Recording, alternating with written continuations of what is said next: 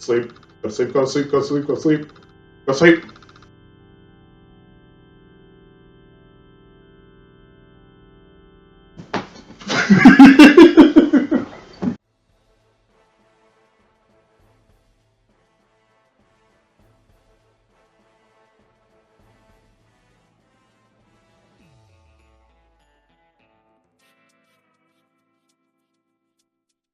The Devil's Brood. All the screen's titans of terror together in the greatest of all screen sensations.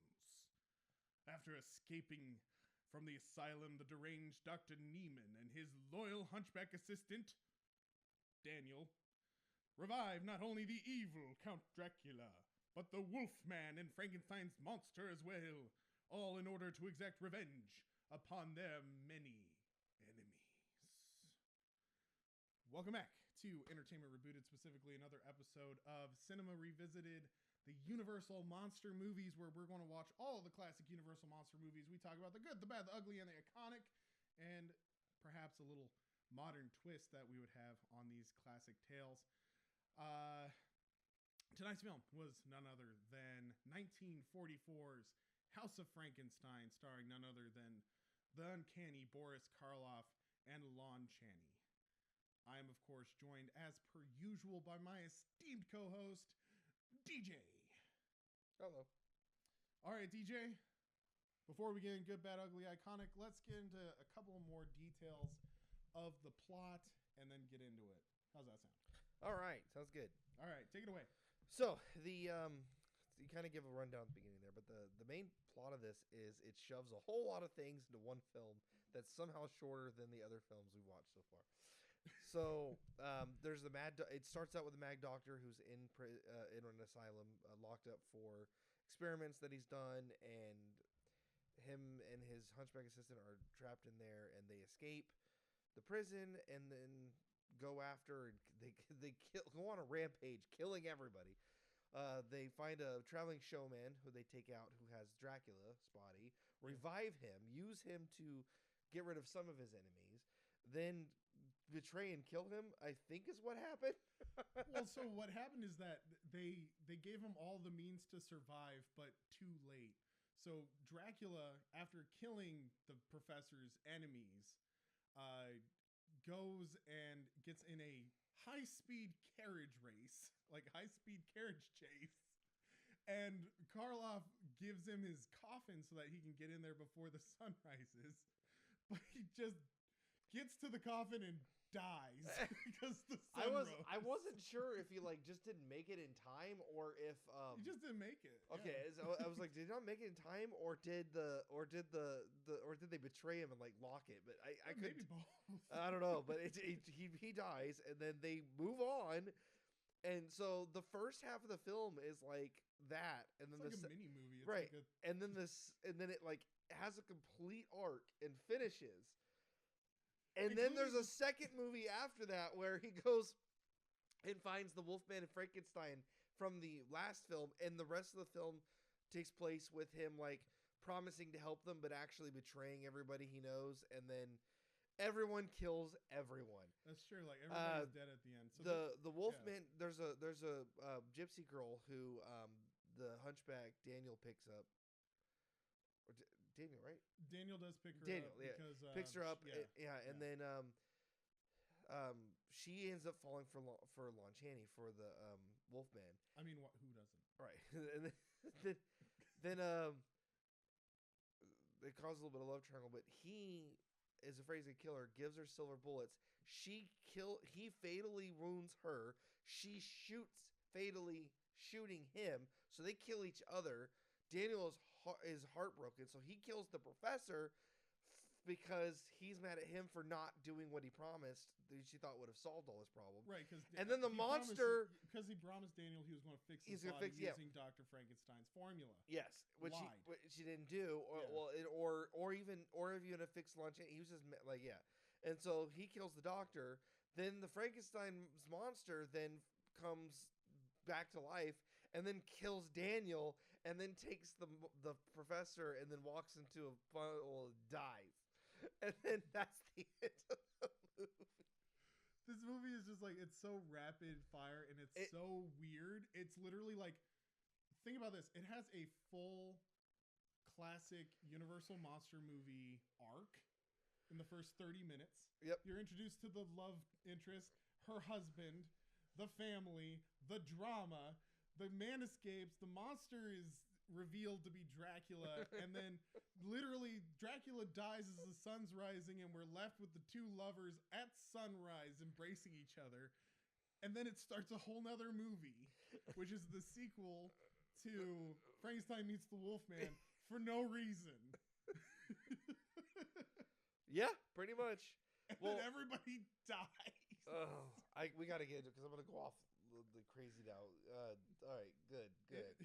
Let's talk about the good. What's good about the House of Frankenstein? It has a coherent plot.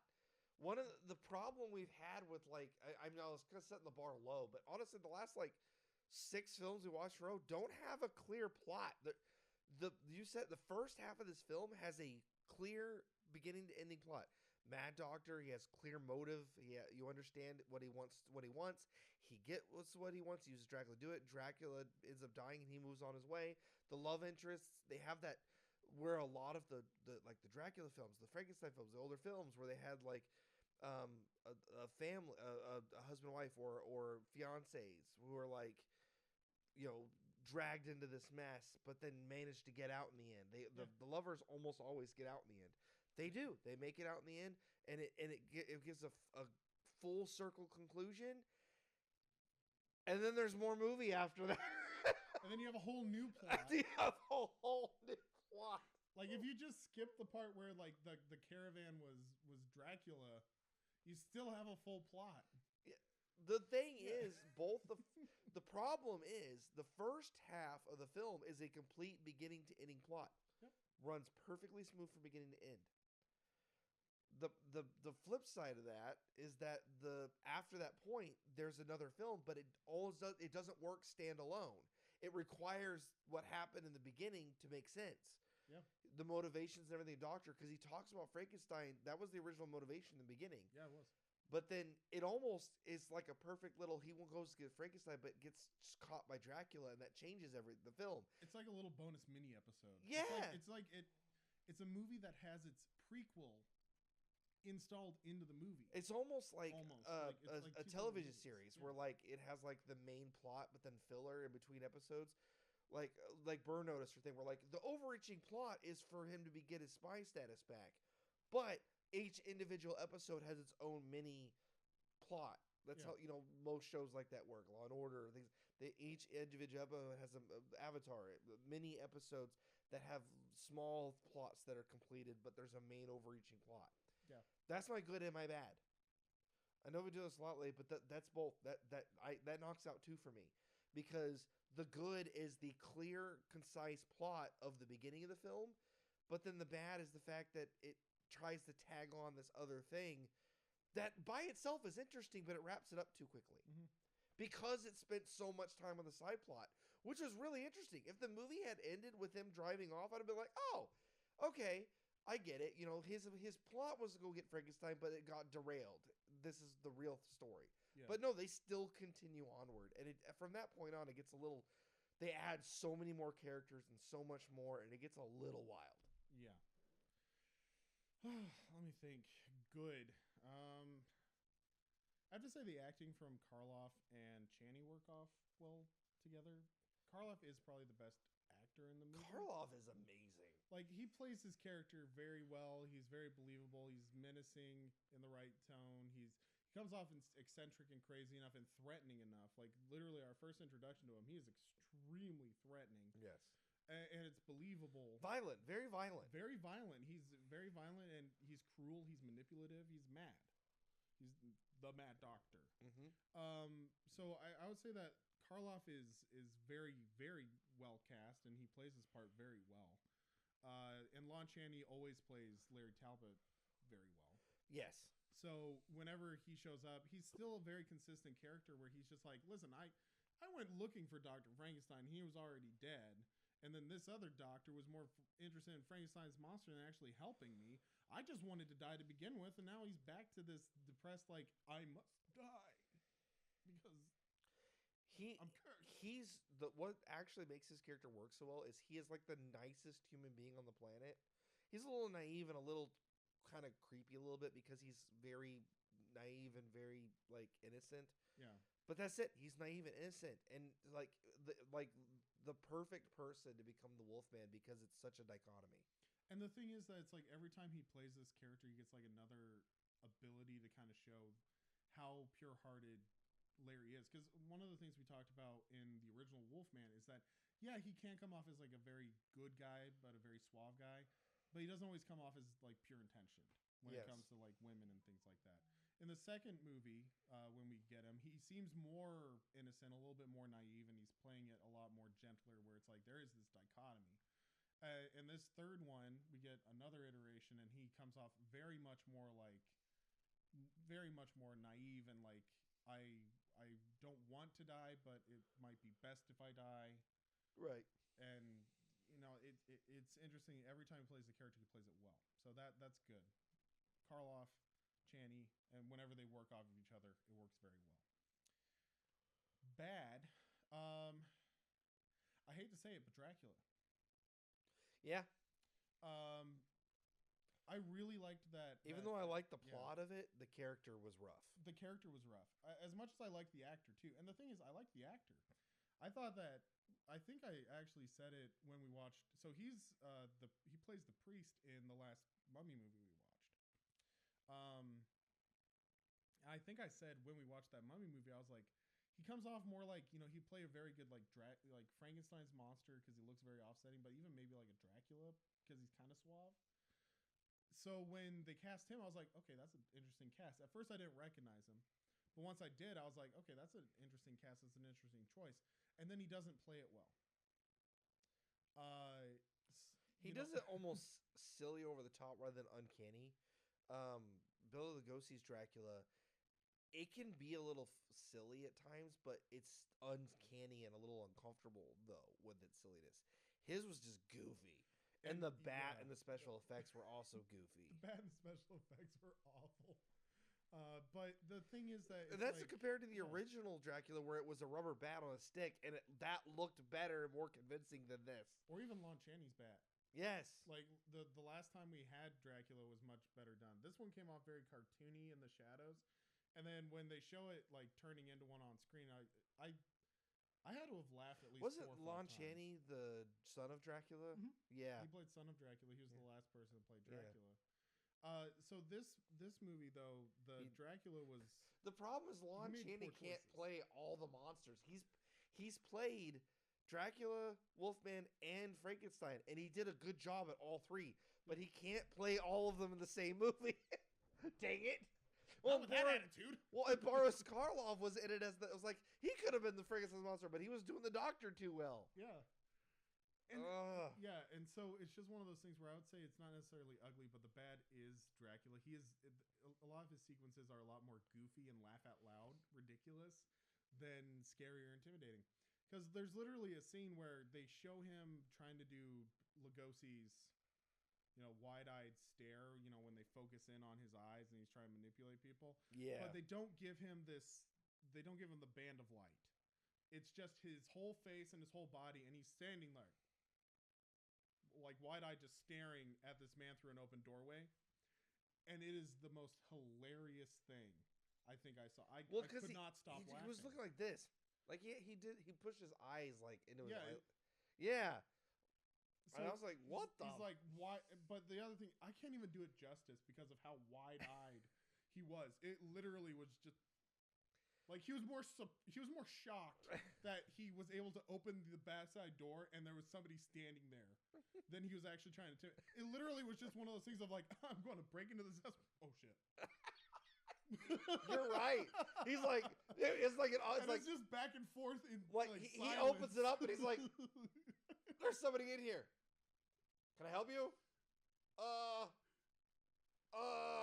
This is awkward. Go to sleep. And then he turns into a bat. Okay. In a little cartoon shadow and lands on his chest. And literally, he lands on his chest. And I went, nom. Because it's like, it's a giant, like, fuzzy he bat I'm gonna have on to- his chest? I'm gonna have to like edit that scene. It's gonna be so much fun. It's just gonna be that. Oh, oh, oh, oh, and then he just closes the door. Because that's what it's like a scene in a movie where it's like they open the door expecting no one to be in there, and they see someone there. It's really awkward, and the camera just pans back and forth between the two characters like 7 times, and then they just walk away. That's what it looks like. And so it is one of those things where it's like Dracula just was bad. He didn't come off as scary. He didn't come off as intimidating. He barely came off as suave, except for when he first runs into when the he family. first comes out When of he the first coffin. he comes out very. Well, no, when he first comes to the coffin, he comes out fearful. Like, I'm willing to do anything you want. Just don't take me. Just let me have myself. You know, I don't know. Like, he was kind of wimpy too. He wasn't even like, He plays suave when he's in the carriage. Yes. But beyond that, it doesn't. That work was the very only well. scene where I started believing it was Dracula. When they was in Yeah. the carriage, I'm like, oh, this is Dracula. Like, yeah. And then the rest happens, and I'm like, oh. And so when he dies, and then the other thing is he dies so quickly that it is a full arc Universal monster movie. It is a full arc Universal monster movie with all the stereotypical shots, and it's shot like a sitcom. So it's like super fast. So it's just like it almost feels like a 30-minute Universal monster movie sitcom show, and he dies at the end. And so when they ended, I was like, "Is that the movie? Was that it?" And then it keeps going. But yeah, the Dracula bad. Yeah. How about ugly? Because I'm not quite like that's ugly, but it's bad. What's ugly? What's the thing that you would warn somebody about when it comes to House of Dracula? Or The House of Frankenstein? incredible like pace at which it tries to wrap everything up. So this was what I was talking about with my good and bad, where that opposite of like the first plot of Dracula is really good, and then it goes off the rails a little bit. Yeah. But that's not entirely true. The second half of the movie is interesting. The premise, like what they were trying to do with it, was interesting. Like he goes and discovers Frankenstein's monster and the Wolf Man, and then the Wolf Man, the love triangle thing, the thing with Daniel. That's all really interesting, and it's like starting to peak up, and then everybody's dead and it's over, and that kills it. And especially when I realized it's like that was really fast. When we looked at some of the other films were like 10 or 20 minutes longer, it could have used that 10 or 20 minutes to give a little bit more closure to these characters. But it sums it up fast. The doctor goes and gets the 2 brains of the 2 people that testify, his old lab assistant and the judge who like sent him away to prison. He takes their brains out and is going to put them in the bodies of the monsters to suffer. And it seemingly intending to also keep his promise to the others by putting their brains into their bodies, I would imagine, but it never really gets to that point. You don't really know because that happens, and then he gets into a fight with Daniel, and then everybody starts killing each other. Wolf kills girl, girl kills wolf, assistant kills doctor, Frankenstein's monster wakes up suddenly, kills him as soon as he comes to consciousness, and then walks away with the doctor into a swamp, and that's it. Like, that all happens in the span of like 5 minutes. Yeah. It's really, really intense and really fast, and it doesn't give enough closure to any of these characters. Yeah, the rapidity of the movie and the fact that it has such a short runtime that they had to do that is pretty ugly. I would say they spent too much time on the Dracula subplot, but I don't think they did. It was actually pretty well fleshed out. The pacing seemed fair. They just needed to tag on a little more to the end there, or bring a little bit more of the Frankenstein before Dracula gets killed off. Like start. Don't have one full complete plot and then bring the others in. Start bringing the others in as you're killing other characters off, like a rotating cast. Be like, oh, Dracula's still here. Frankenstein comes in. Or the Wolfman. Like the Wolfman's driving the carriage, Dracula's still involved, and then Dracula gets killed. Maybe if that had happened in the beginning, it would have flowed a little more fluidly. You would have gotten but it's complete plot runs to the end and just butchers the ending. The ending's good. Like the way they all go is fine. Well, It just happens too fast. Everybody gets their comeuppance. Yes, it just happens way too quick and way suddenly, and there's no closure to like the arcs. Lon Chaney gets not enough screen time, and the monster gets none. Well, right, and that's another thing too, is that it's way too fast with the monster because the monster's unconscious until the very end. So you get like 2 minutes of the monster, but the monster's 2 minutes is I pick up mad scientist and I kill assistant, pick up mad scientist to try to escape with him because he's still alive. Yeah. And then he gets chased off by the villagers and drowns in a bog because he can't swim. It wraps it up too quick. Yep. Way Those too fast. deaths should have been spread out a little bit more and Yeah. should have had more meaning behind them.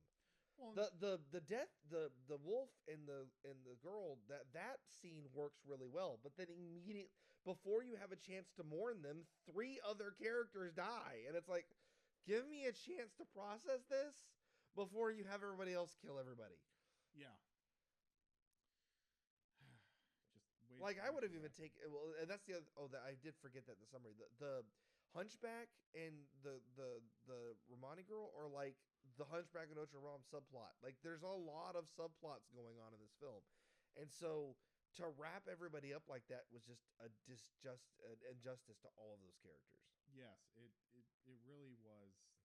It almost would have been better Yeah. if they'd have just had the Wolfman and the girl kill each other and maybe like ended it there or something. Like then just okay, they're dead. All right, oh he's dead. Oh he's dead. Oh he's dead.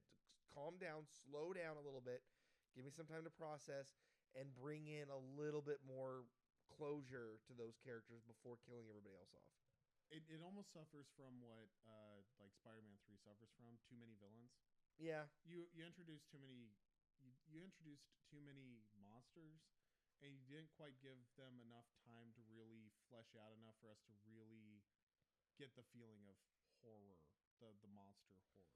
To the spin of that, Spider-Man No Way Home does it really well. It has a ton of villains in it, but it gives them all proper closure. And it gives them time to develop on screen long enough that you don't really feel gypped. You feel like you actually got to spend time with Even them. though some of them don't get a lot of lines or stuff till later, they show up earlier. That's what I mean. If you Yeah. had Lon Chaney and the monster show up a little bit earlier when Dracula was still around, it would have given them time to simmer so that you could have rushed the ending through all of them because they all felt like they got enough screen time to be worth it.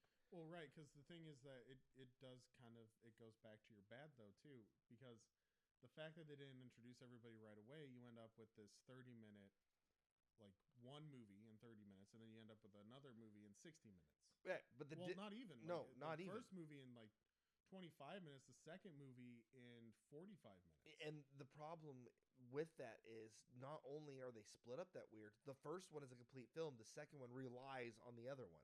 Yeah. The first part of the film stands alone as an individual film. You could cut everything after the Dracula part and it works as a movie. Mm-hmm. You don't even have to explain why he didn't get to Dracula. Well, he never made it to Frankenstein because Dracula got involved. But everything past that relies on that subplotting except for Dracula. It relies the doctor, his origin story, everything. Likewise, you could cut the whole Dracula part out of it and the film would still work too. Right. If he went and just killed the guy and took his cage and went straight to pick up Lon Chaney, you could cut out all the Dracula bits and none of that matters.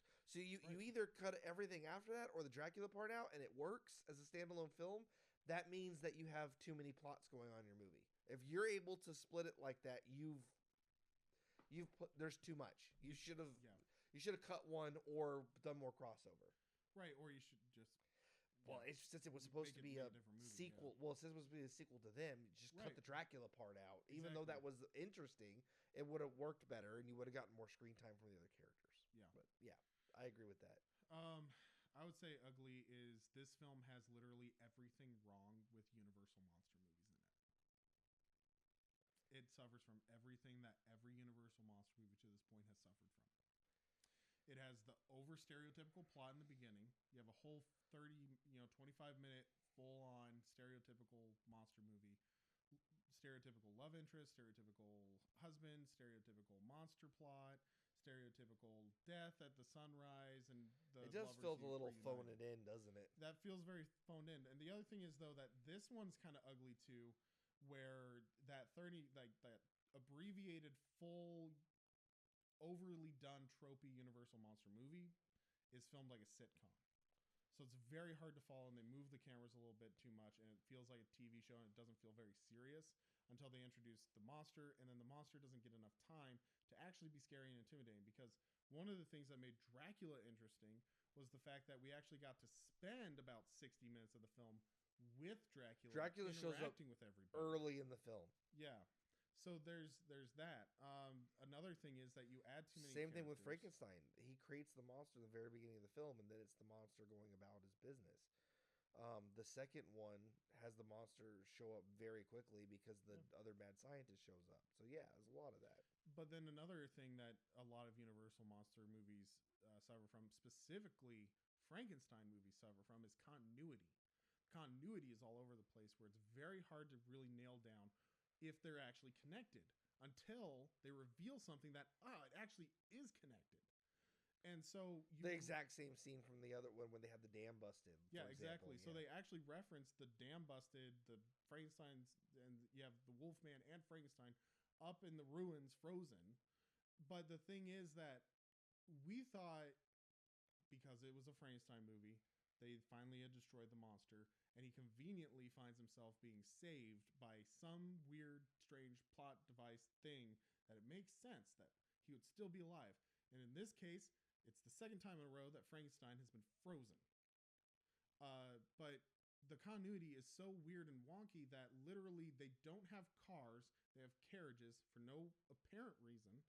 They also kind of ignore a lot of the things that have to do with Frankenstein's lore for the sake of the continuity, and they add lore in order for the movie to have its resolution or its plot. In this case, they add the notes for the Frankenstein plot, and they add the whole ending to this curse in order to kill off the Wolf Man, where the person who loves him has to shoot him with silver. And that was not in the original movie, and it wasn't in the second movie, but it's enough to cause the ending plot for the third one. So convenient additional lore. Yeah.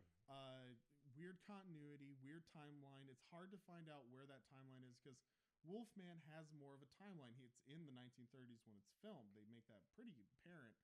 And the Frankenstein meets Wolfman is a direct sequel to that. And this one is supposed to be years later. Yeah. Yeah, it's years later, but they've regressed in technology for some reason. And then the doctors too should he had to be very young when Frankenstein made his monster, because that was like 1890. So it's been 40 years later. So he'd have been like, he is old. Like it shows him being like a 60 or 70-year-old man. Like he's old. So if that was like 40 or 50 years ago, like he could have been a young man. Like but it doesn't. He's supposed to be the brother of a doctor that worked with the original Dr. Frankenstein. The problem I have with that continuity is also confusing because the Frankenstein from Frankenstein meets Wolfman is the Frankenstein after Igor becomes him. And that is like, and supposedly seems to be set in like the early 1900s because the Dracula's son had already, Frankenstein's son had already come around and done his thing, and it was even later than that.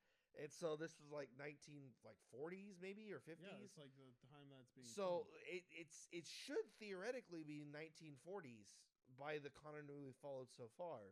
Yeah. 1940s, 50s ish. So the doctor should be dead, or not a baby at the time of the Frankenstein's original monster planning. So I don't know. Like it's really confusing. But they have carriages, and it seems like it's set back in the. It actually seems like it's a sequel to the. It's more of a sequel to the second Frankenstein film than it is Frankenstein meets Wolfman. Yeah. Timeline wise, Mm-hmm. so I don't know anymore. That they were really good about keeping continuity with the Frankenstein films up to this point, and the Dracula ones. They were to an extent. You would always have about. You could see the you'd progression. Have about 10 minutes of screen time where you're like, okay, when is this? Yeah, but you see a progression in technology. Like Daughter of Dracula happens when cars are things. You could tell it's later. Son of Dracula happens in America much later than that. So it's like you can see a progression of time. It's not exact, it's muddled, which is fine, but you can see a progression of time. Right. This is a regression, which is really confusing. Right, and so that's I know, and I know, Yeah. we uglied the heck out of this film, but Well- there's a lot of just weird continuity and errors when I know they can do better. When Right. they've done better. right. That's another thing. It just doesn't make any sense why they suddenly were like. And, The plot is really interesting. They could have just done the film around it better. right, and that's another stereotypical universal ugly. They've done better. They could have done better. They didn't quite pull it off. And then finally, the last thing that's like typical stereotypical universal issue. Crap, I lost it. Well, there's kind of the underutilization of your superior actors. That's pretty stereotypical. It is falling in line with something that has been kind of ugly for the last 3 or 4 Universal monster movies. It is way too campy. It is way too cheesy. Yeah, It is not a horror movie. It is much more of a comedy. They do not take advantage of the horror elements that they could with these monsters. They do at the very end. For like 5 minutes. Exactly. Yeah. That's the problem. It becomes the tragic horror film in the last 5 minutes, and then everybody's dead, and you don't have time to process it. Yeah. That's yes. It finally gets the film right at the very end, and it gets rushed. That's why it was my bad, because the premise of it, like the actual drama of it, is back to classic horror that they were doing before. It just happens all at once and way too fast. That's it exactly. No, yeah. So the ugly it literally is like everything that can be wrong with a Universal monster movie is wrong with Right. this movie. Okay, we've torn this thing to shreds in the ugly. Is there anything that you would say is iconic? Like as far Yes. as like, okay, so what is iconic? The monster mashup. So they did this. The first one they did that was a crossover was Frankenstein meets Wolfman. Right. And we talked about how that felt like 2 separate movies mashed together. Right. This one, the Frankenstein monster and Lon Chaney's thing, and then like the whole like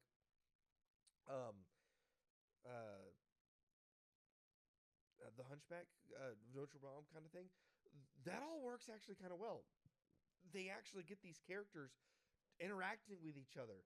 This feels a lot like the League of Extraordinary Gentlemen, or like the kind of things they've tried to do in the past where they mix characters of different genres together in different ways. These are characters, the killer hunchback, the mad doctor, and the Wolfman, all interacting with each other with like consistency. What kills it a little bit is the Frankenstein's monster doesn't get a lot of time, but they did the other one. I was actually kind of sad that Dracula doesn't interact with the other monsters, because Dracula, that was kind of fun. I was expecting him and like Lon Chaney to like meet each other. Right. More interaction between the monsters, because that was what made this film iconic. But the one that kind of did it for me was the hunchback and the Wolfman like interacting with each other and just having like casual conversations, like almost kind of becoming friends, and then that little bit of a love triangle. That was really interesting. A love triangle between 2 universal monsters, the classic hunchback, the killer hunchback, and the Wolfman. That was really cool. Problem is, it wasn't with the ones I wanted, but they still did it. That's iconic. Yeah. Getting 2 major monsters to have like a full conversation with each other and have dynamic, real characterization, a love triangle, actual interest, characteristics beyond he's just a hunchback. That's kind of what they did with the first hunchback in the first Frankenstein film. That's my hunchback assistant, and that is his entire personality. Well, and he's cruel, and he whips Frankenstein's monster. He literally is just Fitz. Is it Fritz or Fitz? I can't remember. But they had Igor, right, came in, and he was a 4th dimensional character. He had interesting, and his reactions and things with the Frankenstein's monster, I got a little bit of that with the Wolfman. That was really interesting. I liked that. And even there's a scene where Wolfman is like talking to the monster who's like taped down and unconscious. That was Daniel that did that, wasn't it? Yeah. Starts whipping him. But there were some interactions between those monsters. That's what I wanted to see. That's what I was expecting this whole film to be, was these monsters interacting with each other, and we got a very small amount of it, but it is a big deal for the film.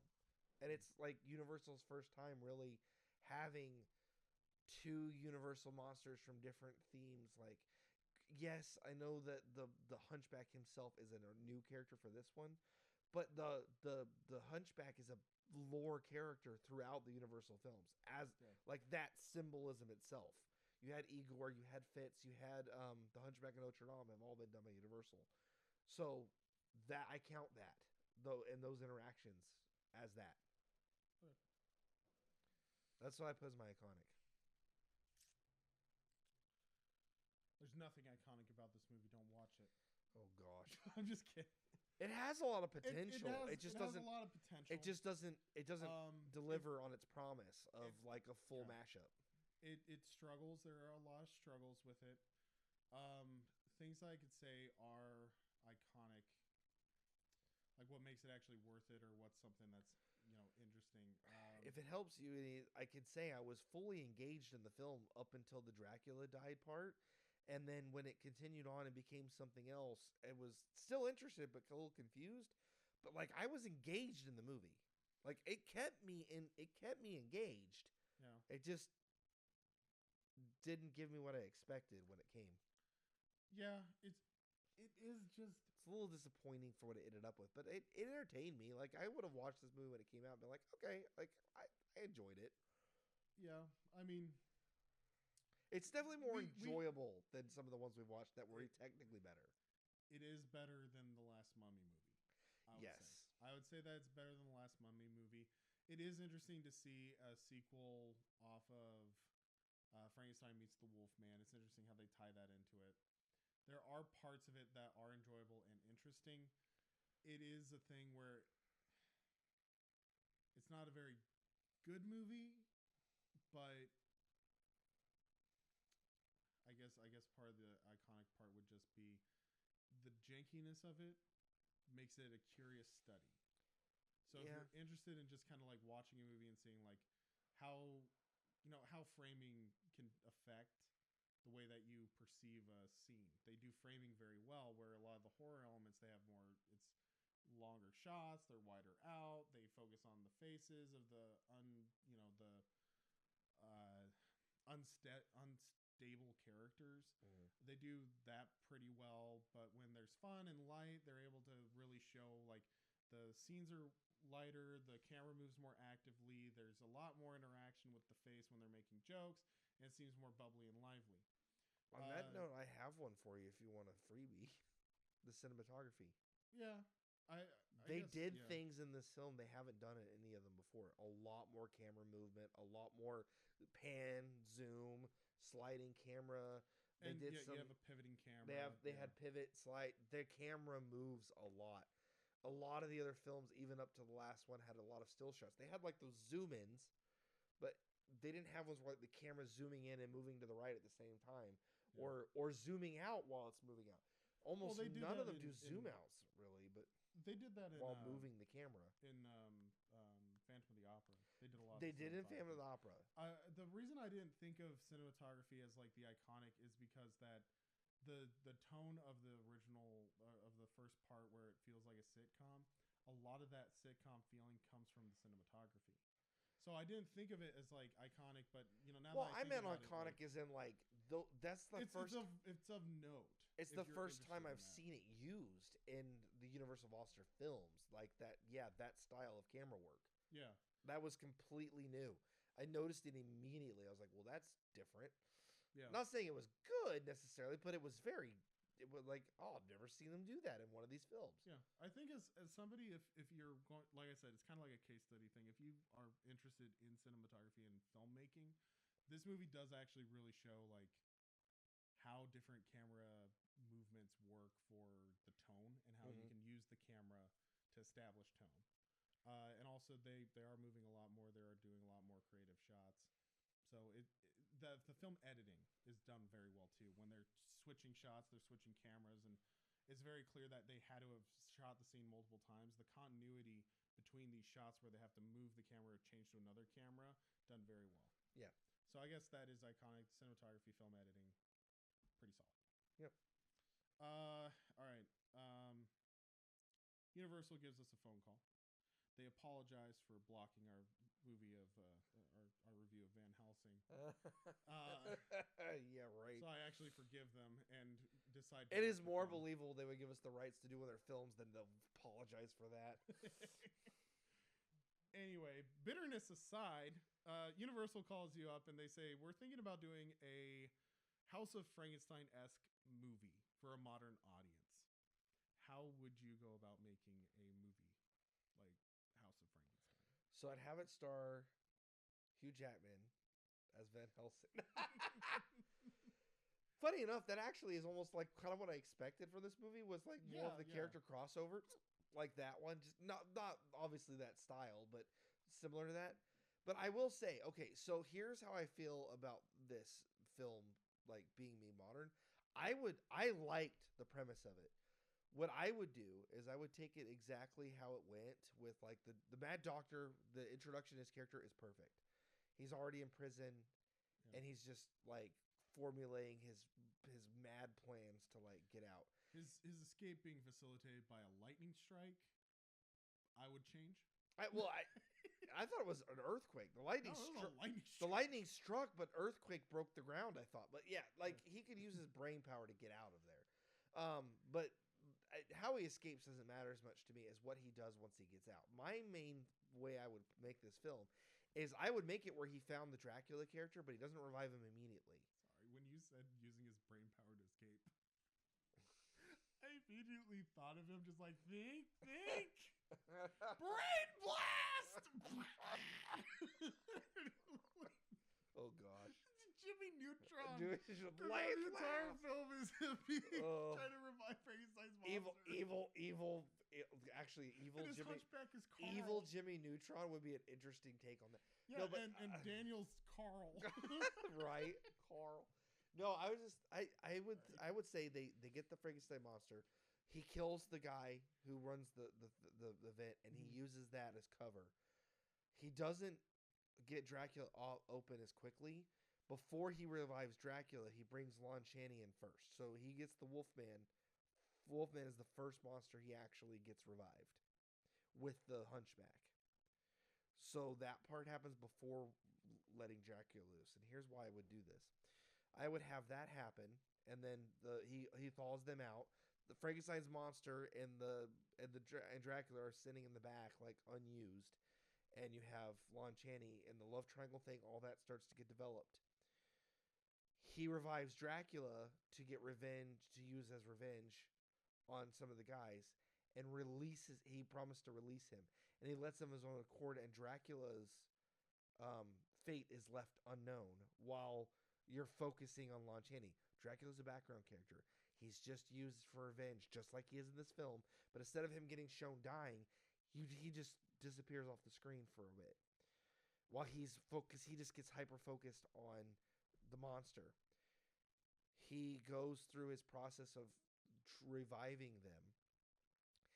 The monster comes to life, and him and Lon Chaney have some friction, but learn to kind of like deal with it because the doctor's gonna heal both of them. He's gonna fix them both. So he's got 3 monsters with him now: the Hunchback, the Frankenstein's monster, the Wolfman, and this gypsy girl are all with him.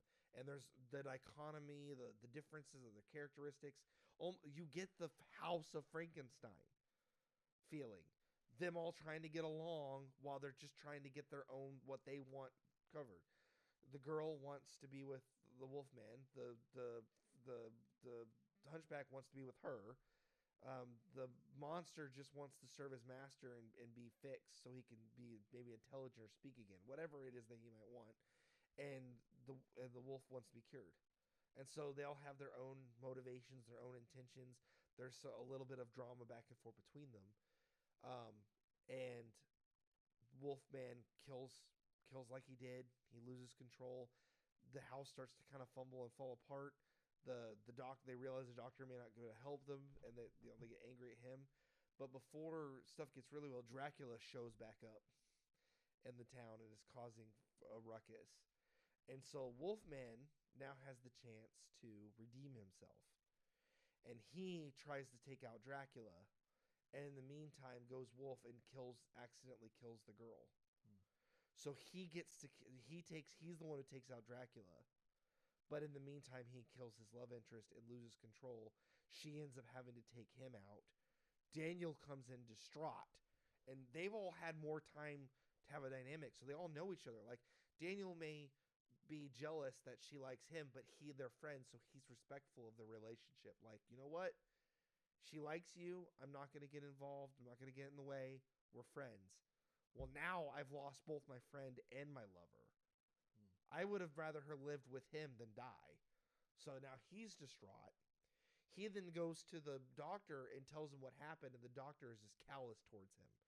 That's what makes him snap. He doesn't just immediately blame him for not helping. He snaps because the doctor is callous about it. Like, well, woe is them. Like, too bad. And the Frankenstein's monster who's been assisting the doctor witnesses him kill him, and then that's why he goes and kills him. He's been around this whole time, and he knows him, and he feels his friends, but him killing his master, he just can't take it. And that happens a little, spread out a little bit more. You get a little bit more dynamic between Daniel and the monster and the doctor after that, of them, so everybody's arc gets completed. You can take a lot of what this film did just fine. Just space it out a little bit more, give it more teeth, and give it more time for us. But give Lon Chaney something to do. Because one of the things I didn't like a lot of the films is he doesn't do anything. Like in him versus Frankenstein, him and Frankenstein must get a little bit of a fight, but then they kind of try to work it out. It's weird and confusing, but having them all learn to actually get over themselves and then still all die in the end is a horror thing. Like, they put their differences aside, they figure things out, but it still doesn't work out for them because their natures still take charge. Dracula's nature of being a vampire gets him in trouble. Him being a werewolf, they fight. The wolf kills Dracula, but in the meantime, still his wolf nature accidentally kills his girl. You know, you still get the tragedy out of it. And you leave all their fates unknown. You know they're going to bring them all back again. Yeah. That's how I would do it. I would keep it... Because I want to... It's funny, because how much I touch these films depends on how much potential I see in them. Some of these I'm like, start again, redo it. This one is a touch-up. Modernize it a little bit, touch it up a little bit. Oh, yeah, you clean it up a little Make bit. Dracula the big bad, you know. Well, right, and if you're going to bring... So you have a true villain. Right. While everyone else is trying to control their nature, Dracula gives into it completely. Absolutely. Yeah. That's what I would do. Yeah, that'd be a pretty good take, taking from the original and cleaning it up a bit. That's a good way to clean it up. Well, and if you do it for modern audiences too, it's still going to be different enough that it won't feel like you're just remaking it. This is kind of how I felt like the first two Mummy films. Like, as I watch the Mummy films, I see more and more where they got the ideas from them for the 1999 Mummy film trilogy. I see influences on modern films, like where they or Van Helsing, like the interactions between these characters. I see where this comes from. Like, you can see that they borrowed a lot of elements from the intro films while making something very unique. That's what I would want to do, is make a unique film, but borrow a lot from this. Yeah, absolutely. Let's see, if I got approached to make this for a modern audience. Well, you see, what I would do is I would make it a thing where Dracula tricks Frankenstein to create Frankenstein's monster to be some sort of like power source battery thing. But the problem is that Frankenstein's monster disappears, so he decides to try to use the Wolf Man as a battery because he's this supernatural entity. And it gets kind of foiled until the heroes discover Frankenstein's monster, so he steals Frankenstein's monster, freezes him, puts him in a castle, so he can be the superpowered battery in order to raise his young. And he gives exposition out of nowhere without any reason. That's Dracula has a cure. He has a cure for the werewolf. He has a cure. And he's killed when the hero becomes. Why does he have a cure? Why do you know that he has a cure? Where do you? All right, Mr. Frankenstein's monster. While I'm talking to you, oh, by the way, I have a cure. It's down the hall. By the way, I have a cure for the werewolfism. It's down the hall to the left. You're not going to find it, of course, because you're frozen solid. But just in casicles. Just in case Van Helsing shows up and you need to tell him this. Oh gosh. Oh, Van Helsing. It's such a fun movie, but man, is it bad. All joking aside, I actually would not. I wouldn't make Van Helsing 2004. It actually is. Oh my gosh, Van Helsing 2004 is a remake of House of Frankenstein. It actually is. It took a good bit of it from here, yeah. Oh my god. It took a good bit from the original Dracula, other film, like a lot of it's in Dracula. The Three Wives, there's a lot of elements from a lot of the original Universal films, but you can tell I know House of Dracula comes up in the list, come up at some point here soon. I imagine there's going to be a good bit of that will tie into this as well. I'm sure. I'm sure. Okay, so if I'm making this movie for a modern audience, one of the things that's become kind of popular modern horror wise is a lot of psychological. It goes into this like psychological, like there's prejudices and things like that where you're kind of forced to face the monster isn't necessarily just a creature of the night. It's an inner message kind of thing. It's kind of like Dr. Jekyll and Mr. Hyde. Dr. Jekyll and Mr. Hyde, or Invisible Man. Yeah. The Wolf Man, the classic werewolf lore, which they kind of tie this in to the Wolf Man. Usually werewolves, it's a curse, and werewolves go after those that they love the most. That's part of that curse. So it's just like loving somebody to the point of hurting them. Yeah. And then you have Dracula. He's this suave creature of the night kind of person that can easily manipulate you and gets what he wants, and it'll destroy you. Right. Like your ambitions and, not being careful with who you're spending time with. When it comes to Frankenstein, it is the hubris of man, the fall of Dr. Frankenstein. Right. They all have like a human message. Yeah. They have a human message. So that's kind of gotten back into the mainstream of horror when it comes to monster movies now, like Invisible Man being more of a case study in like gaslighting, narcissism, and psychological effects. Even Wolf Man 2025 has some of these more like. That is one of the things that one did actually do well. Yeah. It did do like the messaging well. It just used a weird medium, but I get. So what I would do is I would make it a thing where. Definitely you have the mad scientist, and he's the main antagonist. He's the main driver of the plot. But he is hell-bent on his revenge. He's callous, and he's trying to manipulate people in order to probably maybe get back at Frankenstein perhaps, or perfect Frankenstein's thing. Like, he has just this sense of hubris where he's like, I could do it better. I could do it right. So he kind of drives the plot forward. He escapes from the asylum, and somehow he ends up running into Dracula. So this is going to be very bare bones, but just warning you. No, that's fine. But he somehow finds a way to run into Dracula, the Wolf Man, and Frankenstein, and they kind of all end up in the same place. Frankenstein, Larry Talbot, wants to be cured because he keeps falling in love, and every time he keeps falling in love, he ends up killing the person that he falls in love with. He's been promised multiple cures. He's tried multiple remedies. He has searched the ends of the earth. And for some reason, it's just like his good nature, his good heart, he can't help but love. And every time, it always backfires. So he's at the point where he really just wants to die. He wants to be either cured or killed. The hunchback is not really much of a monster, or we don't believe he's a monster. Well, he is. He He is in this one. version. Yeah, in this one he is. In this one He is, kills a yeah. lot of people. In the movie, But he is. But I know what you yeah. mean. Yeah, you In want to my take that. version, Yeah, my you take version, that out of it. Yeah. In my version, he's disfigured, and we make it a thing where he blames the fact that he is disfigured on why he can't find love, and people reject him, and people don't want anything to do with him. The plot twist on this one is actually he's a nice guy. He thinks that he deserves love because he says the right things, does the right things. Oh. And he believes that it's because of his outward ugliness. But it's actually because he's just too intensely overbearing.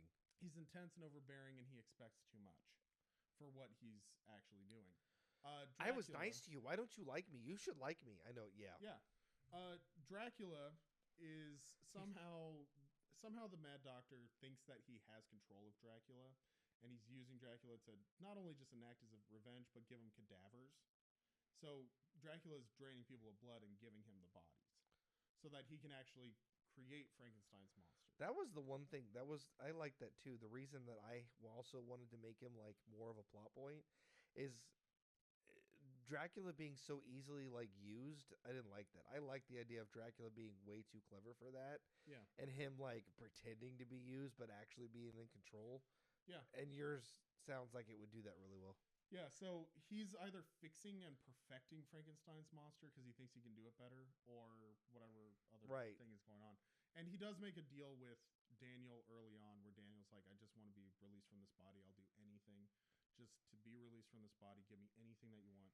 He starts seeing that the gypsy girl is falling in love with Larry because everybody kind of falls in love with Larry because he gives off golden retriever energy. He's pure heart. Everybody, but that's part of his thing is he can't help but falling in love because he's a good guy. Yeah.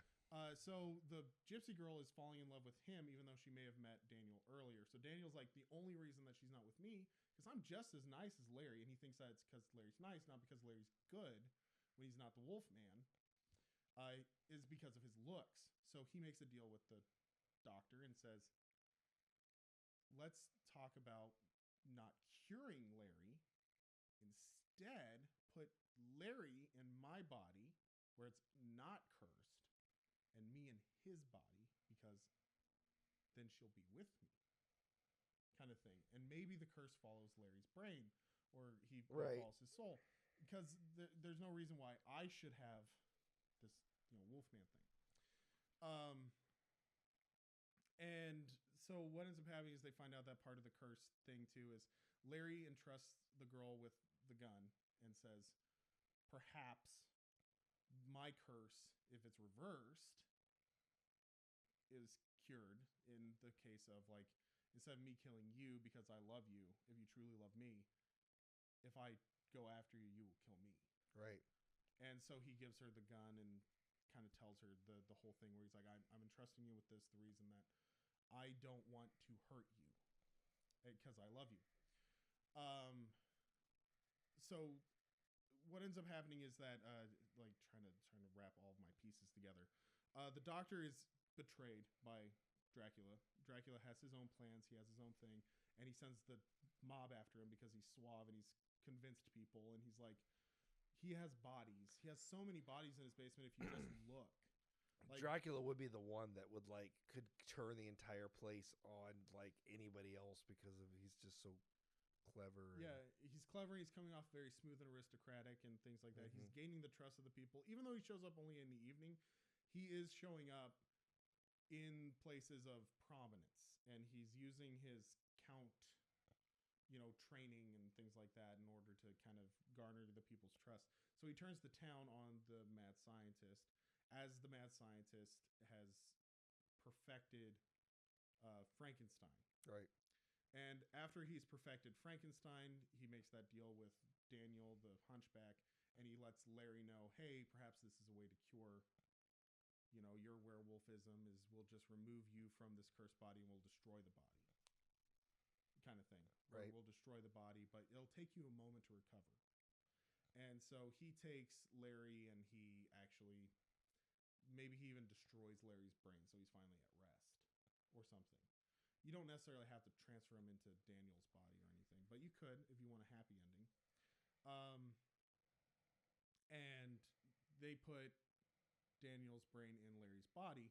So Larry starts trying to get the girl, but it's the full moon, and he turns into a werewolf because that's what he does. And he doesn't seem to really be going after the gypsy girl. He is going after his old body because it has Larry's brain in it, because he's in love with being Larry. So he's going after Larry. I'm not in love with her. I'm in love with being somebody else. You know, like maybe something like that, where it's like it's a little bit deeper. True narcissism, right? Oh. Right. So he's going maybe after Larry because he's like Larry's still around. So actually, yeah, have Larry still be around, and he's like he's in love with the idea of being Larry, and Larry's still he's still girl. Damn it. And because he's going after the body, the girl may not know that that's not Larry. And so she shoots him, and she's like in tears. She's like, "I'm sorry, Larry, I failed you," or something like that. And like, shoots him, and he doesn't die because she doesn't love Daniel. Oh, no. And now you have not only Dracula that the mad scientist has to deal with, but an enraged and recently shot Daniel in Larry's body. And the only person that can stop them is Larry in a broken Daniel body.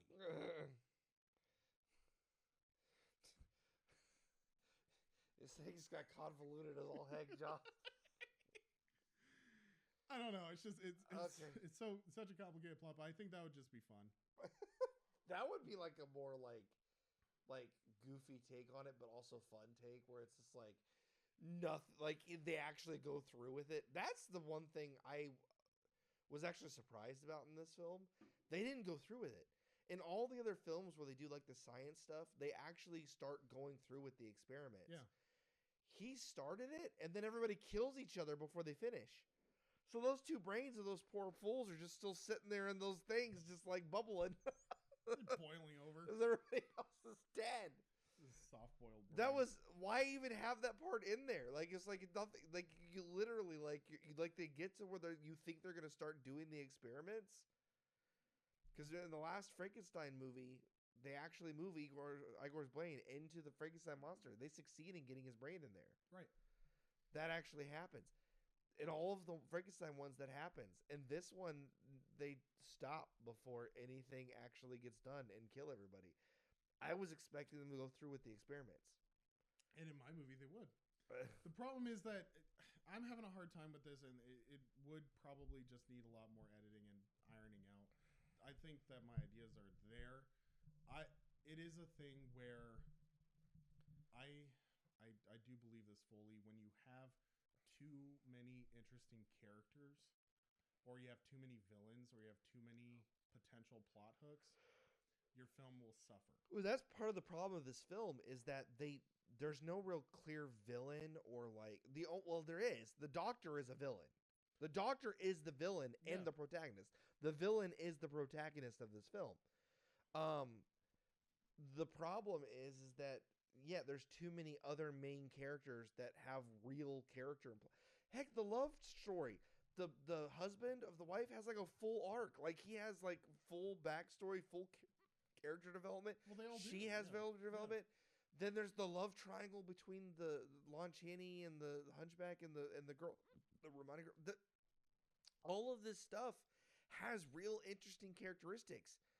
That's too many things for me to keep track of to just end it all. If you're going to have that many characters to keep track of, you need to keep them moving in and out of the plot consistently. You can't have them move in and out and then disappear forever and move in and out. That, like you said earlier on, that is a universal thing. So I'm hoping that the House of Dracula will maybe take some notes from this one and improve it a little bit. Because one of the things that would have helped this significantly is if it all happens in one place. Yeah. There's also a lot of moving around and changing locations. If you had all these monsters, say have all the monsters come to the protagonist. If the evil doctor guy had all the monsters come to him, that would have worked a lot better than him going collecting them. So I don't know. Or you could even do a thing where it's not really a mad scientist and he's a villain. He might actually be genuinely trying to help them all. Well, yeah, exactly. Like he's trying to fix them all, and they all have their individual issues. And that would work too, because he would be like, okay, yeah, so the body is cursed for Larry. Larry wants to not be cursed anymore. We look up the plot to House of Dracula, and it's like that, and we're like, oh. Who knows? Well, we'll know. We'll know in, what is it, like 3 movies or 4 movies or whatever. While he's looking, just a quick plug. We're not sponsored or anything, but we are following along with the Classic Monsters Universal box set.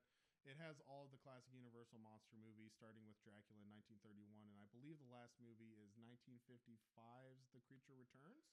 56, The Creature Walks Among Us. The Creature Walks Among Us. It's a great box set. They've remastered all of the movies, so it also does leave. Gorgeous. It does leave a few of the monster films out, but not many. It gets most of them. It gets the vast majority of them. Mm-hmm. It's a great box set. We're not sponsored, but if you want to follow along, this is a great box set. We are really enjoying this series. Mummy's Curse is next, and then the House of Dracula. Okay, so in two movies, we'll find out what the plot of House of Dracula is. With that, though, I think that we've probably talked pretty thoroughly about I think House we of covered Frankenstein. Any additional thoughts? Nope. All right. So if you guys are interested in finding out the plot of House of Dracula, be sure to come back in 2 months, because we will be continuing this series as well as our series following Mel Brooks. We're watching a lot of his films right now with DJ, and then Pat and I are watching classic Godzilla movies, and we're also doing The Evil Dead and B movies is something that we are doing. We're watching a lot of movies. We are watching a lot of movies, but we love movies, and if you love movies, be sure to subscribe to the channel.